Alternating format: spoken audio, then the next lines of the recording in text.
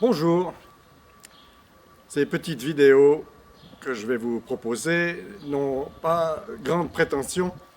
Elles sont juste là pour vous donner des idées de travail durant cette période de confinement.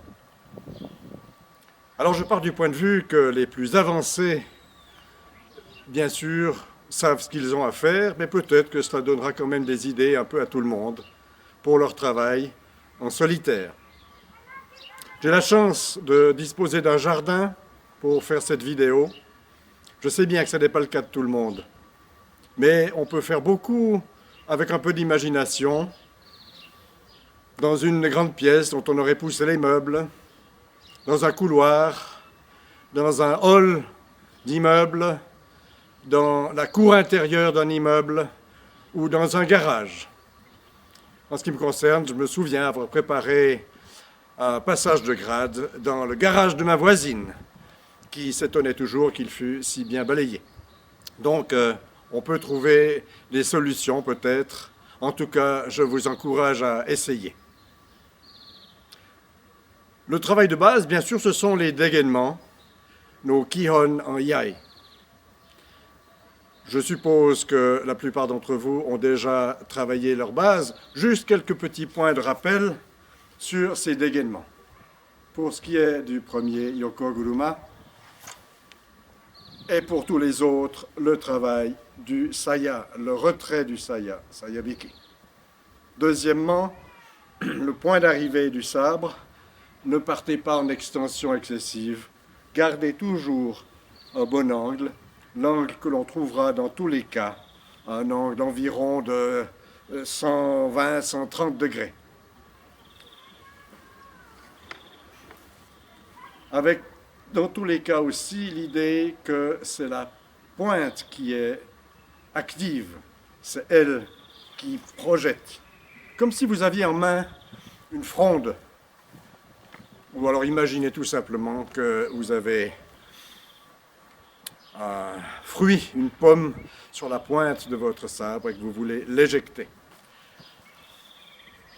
Shomenuchi, la difficulté est là de trouver le centre.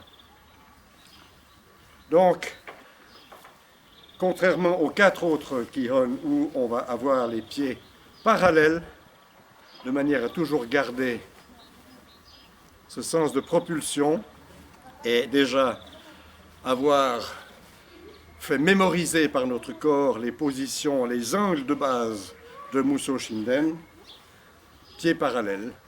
Ici, pour Shomenuchi, on va devoir trouver une position avec une main en avant, donc les épaules en avant. Donc, orienter ses épaules indique d'orienter son bassin.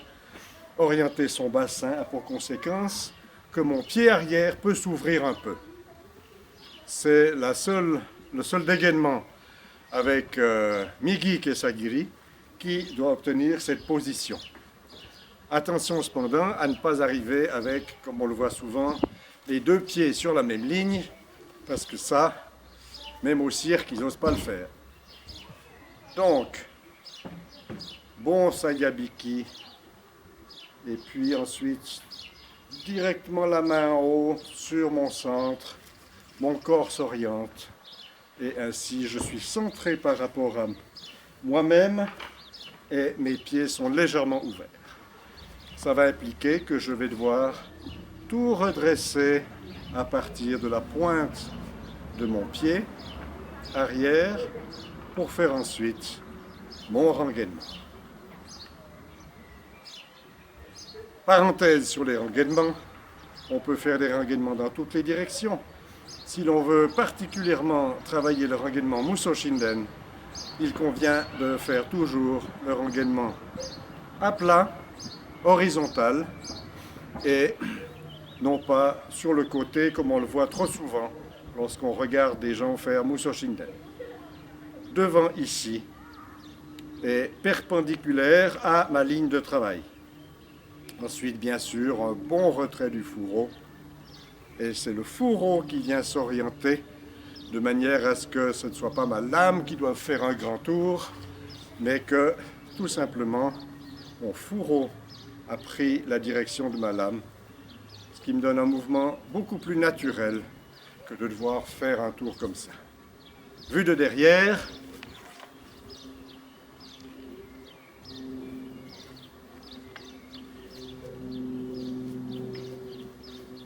fin de la parenthèse sur les rengainements, nous continuons avec le Kesagiri.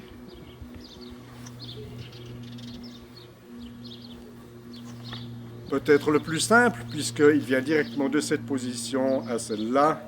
C'est le plus naturel. Attention cependant à trouver un bon retrait du fourreau. Et dès que la lame est libre, la pointe s'anime pour faire une bonne coupe. Et pour ceci, il faut que mes articulations entrent en jeu jusqu'à mon petit doigt pour que ma courbe soit complète jusqu'ici. Comme dans les autres, attention à ne pas se laisser dépasser, mais bien maîtriser la fin de course avec mon angle de 120-130 degrés.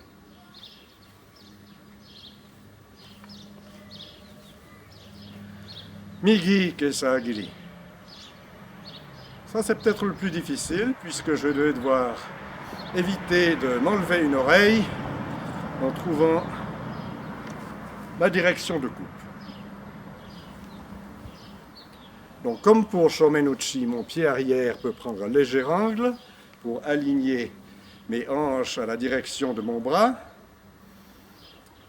Attention à l'idée qu'on a souvent de faire un grand cercle et donc que mon sabre passe derrière moi. Le but, c'est que mon sabre fasse une coupe dans un seul plan, et donc c'est à moi de passer sous la coupe, et non pas à mon sabre à tourner derrière moi. Dès que mon bras est en arrière de ma tête, j'ouvre toutes les portes à l'adversaire. Donc, toujours rester devant soi. Retrait du fourreau, une bonne coupe, et bien avec les hanches, et on finit centré. Toujours aligner la kashira avec mon nombril. Pour une fois que je peux me centrer sur mon nombril, je ne vais pas me gêner.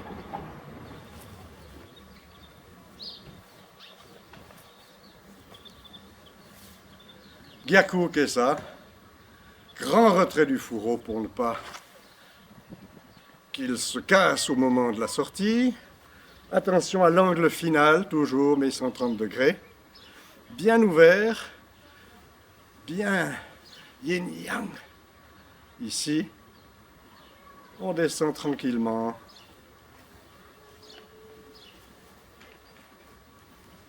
Attention aux pieds. Quand on travaille vers le haut, on a souvent tendance, je le fais de profil, à avoir le pied arrière qui monte comme ça, ce qui me fait perdre le point d'appui. Donc ne laissez pas votre pied quitter le sol, si ce n'est le talon à distance d'une feuille de papier par rapport au sol. Pour le tsuki, c'est un peu différent. Il me faut légèrement pivoter pour dégager ma lame, mais ma pointe restant sur le centre, elle est déjà comme sur les rails pour son travail. Donc, évitez ce risque-là d'aller trop en arrière pour devoir ensuite retrouver le centre. Restez sur votre ligne centrale, juste dégagez un peu les hanches, et vous voyez, ma pointe, elle est déjà sur le centre, elle n'a qu'à suivre sa direction. Donc, tsuki, que ce soit pied droit ou pied gauche.